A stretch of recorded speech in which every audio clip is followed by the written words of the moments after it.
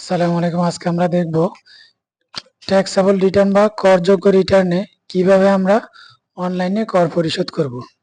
তো আমরা একজন ব্যক্তির সবকিছু ফিল আপ করে ফেলেছি। দেখুন সবকিছু ওকে আছে, শুধু আমরা ট্যাক্স অ্যান্ড পেমেন্টে গিয়ে এর আগে আমরা একটু দেখে নিব আবার যে অ্যাসেটস অ্যান্ড লায়াবিলিটিজের ডিফারেন্স জিরো আছে কিনা। এখানে জিরো আছে। সেভ অ্যান্ড কন্টিনিউ দিয়ে ট্যাক্স অ্যান্ড পেমেন্টে যাই, গেলে দেখি যে ওনার ট্যাক্স এসেছে ৩,০০০ টাকা। পে নাওতে ক্লিক করি। তো অবশ্যই একটা বিষয় মনে রাখতে হবে যে ট্যাক্স পরিশোধ করার আগে কমপক্ষে ১ থেকে ২ বার আবার পুরো ফাইল রিচেক দিতে হবে যে কোনো ভুল আছে কিনা। কারণ একটা ফাইল ভুল সাবমিট করার পর এটা কারেকশন করা কঠিন। যদিও রিভাইজড রিটার্ন আছে, তো ওটা একটা এক্সট্রা কাজ না। তো পেমেন্ট মেথডে ইন্টারনেট ব্যাংকিং আছে, কার্ড আছে, মোবাইল ব্যাংকিং। আমরা মোবাইল ব্যাংকিং এটা দেখি, মোবাইল ব্যাংকিংয়ে আমরা পরিশোধ করব। চালান ক্লিক করি, কন্টিনিউ অ্যান্ড পেমেন্ট। অটোমেটেড চালান সিস্টেমের পেজে আমাদেরকে নিয়ে যাবে। আমরা মোবাইল ব্যাংকিং সিলেক্ট করব, তারপর আমরা পেমেন্ট করব বিকাশে। সেভ অ্যান্ড কন্টিনিউতে যাই। ওনারে যে কনভেনিয়েন্স ফি ৩০ টাকা, ৩,০০০ টাকায় ৩০ টাকা ফি সরকারের একটা নির্ধারিত আছে, সর্বোচ্চ ৩০ টাকা। প্রসিড।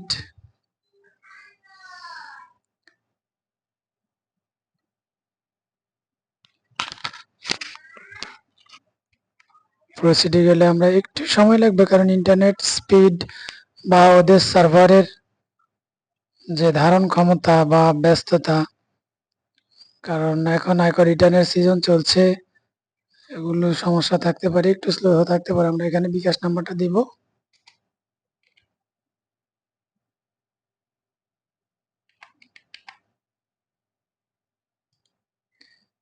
বিকাশ নাম্বারটা আমরা এখানে এটা যেহেতু গোপনীয় একটা বিষয়, এই জন্য আমরা পুরো নাম্বারটা শেয়ার করব না।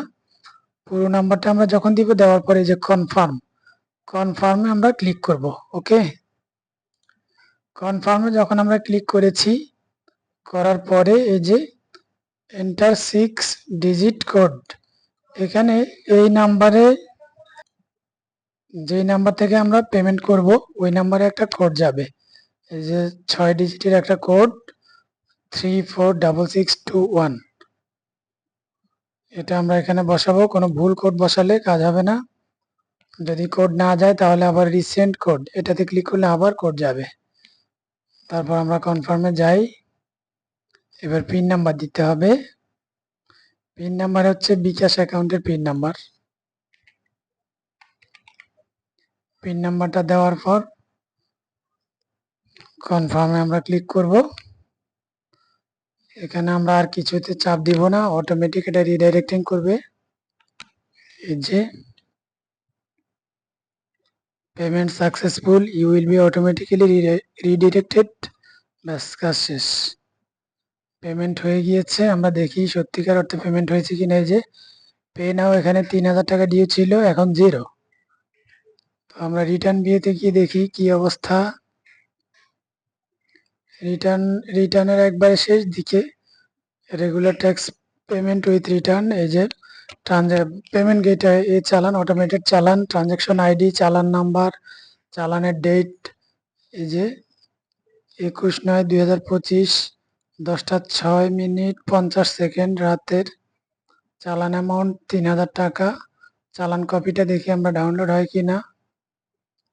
না, এটা এবার আয়কর রিটার্নের সেই ৪ঠা আগস্ট থেকে আমরা অনেকগুলো ট্যাক্সেবল রিটার্ন সাবমিট করেছি, কিন্তু গত বছর এই জিনিসটা সমস্যা হয়নি, এবার সমস্যা হচ্ছে।